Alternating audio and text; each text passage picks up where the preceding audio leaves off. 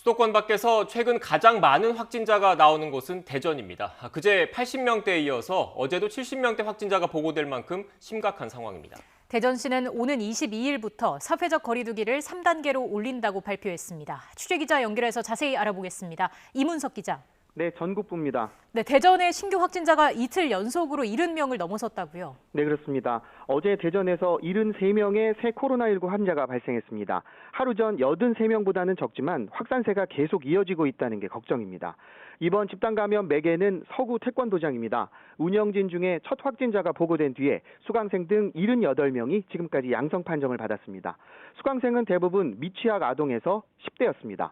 초등학교 2곳, 중학교 1곳, 유치원 4곳, 어린이집 2곳에서 감염자가 발생했습니다. 확진자들이 다닌 학원만 13곳으로 조사돼 추가 확산 가능성이 큰 상황입니다. 게다가 서구에 있는 한 콜센터에서 새로 16명이 확진되는 등 집단 감염이 꼬리에 꼬리를 물고 있습니다.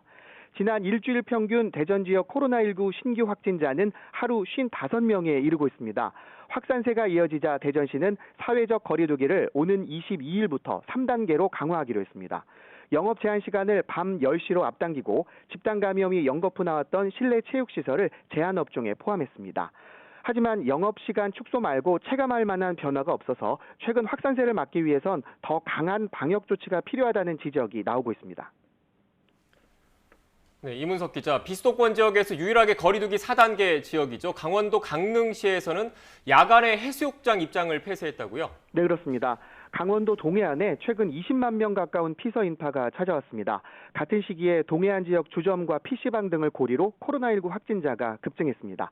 지난 엿새간 100명 넘는 확진자가 발생했는데 반 이상이 20대로 나타났고 대부분 델타 변이로 확인됐습니다. 어제도 강릉 24명을 비롯해서 양양과 원주에서 감염자가 속출했습니다. 상황이 엄중하다고 판단해 강릉시는 사회적 거리 두기를 4단계로 격상했습니다.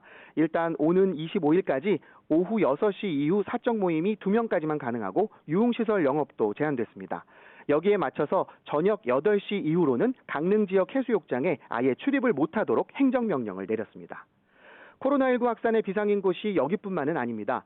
충북에서도 소백산 국립공원 북부사무소 집단 감염을 포함해 어제 40명 넘는 확진자가 나왔습니다. 직원 16명 등 모두 20명이 감염된 것으로 조사돼 사무소가 임시 폐쇄됐습니다. 방역당국은 탐방객 가운데서 접촉자가 있는지 확인 중에 있습니다. 지금까지 전국부에서 YTN 이문석입니다.